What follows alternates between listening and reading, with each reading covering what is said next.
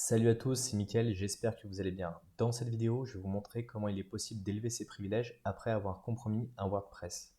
Alors vous verrez que ce n'est pas extrêmement compliqué, mais il faut bien comprendre l'ensemble des mécanismes. Si vous êtes débutant dans le milieu de la cybersécurité, je vous invite tout de suite à télécharger le guide que vous trouvez dans la description. Il est offert, donc allez vous servir. Donc là, on va partir d'une machine qu'on avait initialement compromise et on va voir comment il est possible de faire d'abord un reverse shell, donc récupérer une connexion inversée entre la machine victime et notre machine à nous pour que ça puisse traverser le pare-feu. Et ensuite, on verra comment il est possible d'élever ses privilèges d'une manière sur un Linux. Donc ici, on a notre machine qui est Linux de manière totalement traditionnelle et standard. Et sur la page que vous avez là, c'est un WordPress qui a été compromis, donc on a un premier accès au WordPress. La première chose à faire, ça va être d'aller déployer directement en fait du code PHP pour ouvrir un tunnel entre la machine victime et notre machine attaquant. Donc ici, vous pouvez aller par exemple dans Apparence et dans Thème. Donc là, on voit qu'en fait, il y a un thème et on va aller dans la partie Éditeur. Maintenant, on va aller éditer en fait du contenu qui peut être par exemple du PHP. Donc là, ici, on voit qu'il y a différents contenus qui sont chargés directement dans le footer, donc c'est de la partie base du site. Donc ce qu'on va faire ici, c'est qu'on va écrire en fait du contenu pour qu'il soit exécuté à chaque fois que le footer est chargé, donc à chaque fois que le site, on va dire, va être chargé, parce que le footer est chargé à peu près n'importe où. Mais on ne va pas exécuter n'importe quel code PHP. On va aller récupérer ce qu'on appelle un web shell. Donc là, on va dans user share, web shell, et on va récupérer en fait ce qu'ils appellent du PHP reverse shell.php. Ici, on le déploie. Bien sûr, toutes les techniques que je vous montre sont uniquement à but éducatif. Faites-le uniquement sur des sites qui vous appartiennent. Ne le faites pas sur des sites qui ne vous appartiennent pas, c'est totalement illégal. Je ne suis pas responsable des actions malveillantes que vous pouvez réaliser. Donc ici, on va aller éditer notre fichier. Et donc là, on va aller regarder. Donc là, c'est la première partie, c'est la partie description, ça ne nous intéresse pas. Et ici, on va regarder quelque chose qui est très intéressant. Ça va initialiser en fait une connexion vers un port qui s'appelle 1, 2, 3, 4. Donc on peut changer si on veut. En général, on met 443, c'est quand même plus simple pour passer à travers les pare-feux. Mais là, on n'en a pas, donc on ne va pas s'embêter. Et ici, il va falloir qu'on mette notre IP sur cette ligne-là, la partie IP. Donc on va regarder quelle est notre IP. Donc on va faire un IP-CA.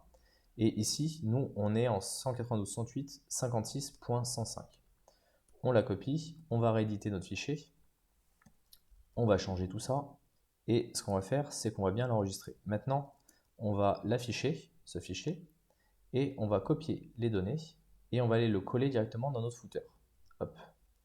Donc là, on le met, on copie la sélection, on retourne, et ce qu'on va faire, c'est qu'on va le coller directement dans notre footer, et on va faire update file. Donc là, on voit que le fichier a bien été mis à jour. Maintenant, ce qu'on va faire, c'est qu'on va ouvrir un autre terminal. Et ici, on va faire nc-lvp 1, 2, 3, 4. C'est-à-dire qu'on va mettre un socket en écoute pour pouvoir récupérer la connexion. Maintenant, on va retourner sur notre site. Ici, on va aller sur la page d'accueil, tout simplement. On va pas trop s'embêter. Donc, on va aller sur n'importe quelle page. Et normalement, il devrait nous charger notre footer. Là, on voit bien que le footer a été chargé parce qu'on voit qu'on a directement ici la possibilité de taper des commandes. Si par exemple, je tape hostname, on verra qu'on est sur une machine qui est distante, ce n'est pas notre machine à nous. Le problème, c'est qu'on est en TTY, il faut qu'on passe en PTY. La manière la plus simple de le faire, en fait, c'est de le faire avec Python. Donc, on va taper cette commande-là, python-c, import PTY, spawn, bin bash. Donc ici, on aura une vraie entrée et une vraie sortie. Donc par exemple, ici, on aura toutes les infos. Si on fait un ls, on voit qu'on a accès à un grand nombre d'informations. Maintenant, on va essayer de trouver un petit peu différents éléments qu'il peut y avoir sur le serveur.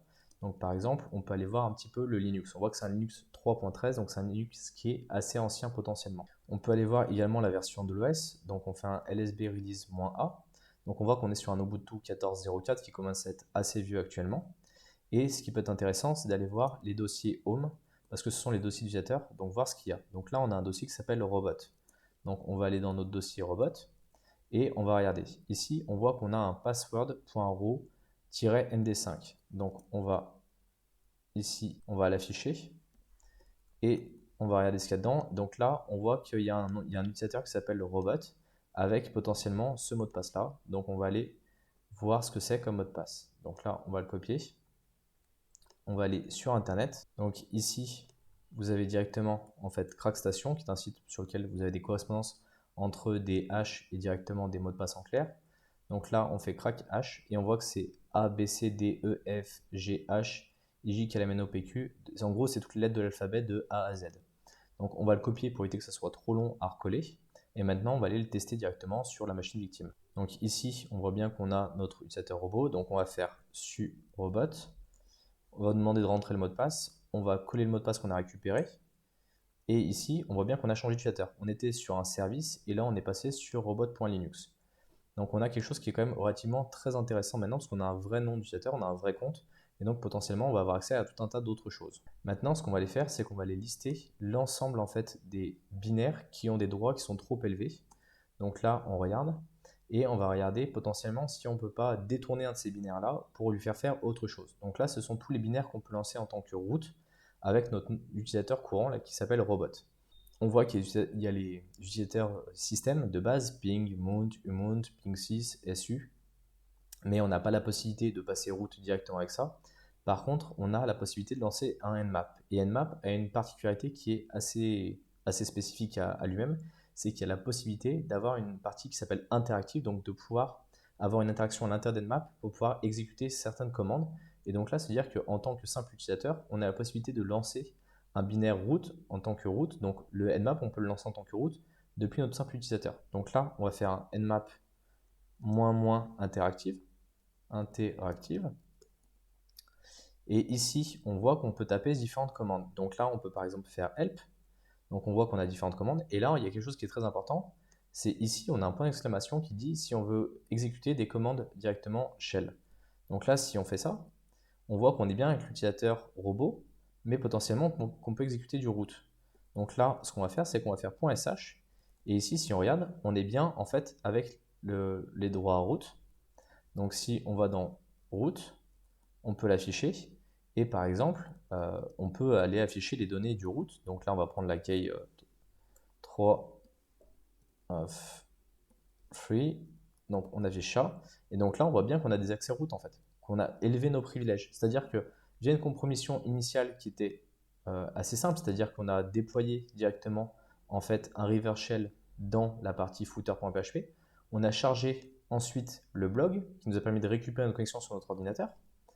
Ensuite, on a ouvert un PTY pour avoir une interface qui était beaucoup plus simple en termes d'utilisation. À partir de là, on a fouillé un petit peu sur le serveur pour trouver ce qu'il y avait. Donc, on avait trouvé un fichier qui contenait un login et un mot de passe qui était hashé en MD5, qui est un algorithme de hachage qui est complètement obsolète. On a pu récupérer la version en clair. On s'est connecté avec un autre utilisateur qui s'appelle Robot. Et à partir de là, on avait un binaire qu'on pouvait lancer en tant que root. Et donc, on a pu l'exécuter et obtenir des droits root, donc obtenir tous les privilèges sur la machine. Bien sûr, si vous faites ça en des intrusions, le plus intéressant, c'est pas d'obtenir forcément le root, mais d'obtenir des données utilisateurs qui sont vraiment très importantes pour le client, qui vont avoir un vrai impact en fait pour lui. Maintenant, dis-moi si vous avez aimé cette vidéo, pensez à mettre un pouce bleu, pensez à vous abonner à la chaîne YouTube, ça m'aide à me faire connaître et surtout pensez à partager les vidéos si jamais elles vous ont aidé et si vous avez appris des choses dedans. Dites-moi si vous voulez également d'autres vidéos techniques. Pour information, j'ai une formation globale que vous pouvez trouver qui vous aide à bien débuter dans le milieu de la cybersécurité, qui vous donne toutes les informations que vous devez connaître pour pouvoir travailler dans la cybersécurité, que ce soit des différentes missions d'audit, que ce soit les différentes notions que vous devez maîtriser pour pouvoir bien sécuriser un système d'information. Ce n'est pas une formation technique, pour l'instant c'est uniquement une formation qui est à but éducatif, qui vous apprendra toutes les choses que j'ai pu apprendre en 10 ans d'expérience. Donc j'espère en tout cas que vous aimez cette vidéo et on pourra se retrouver dans une prochaine vidéo si ça vous intéresse. Salut!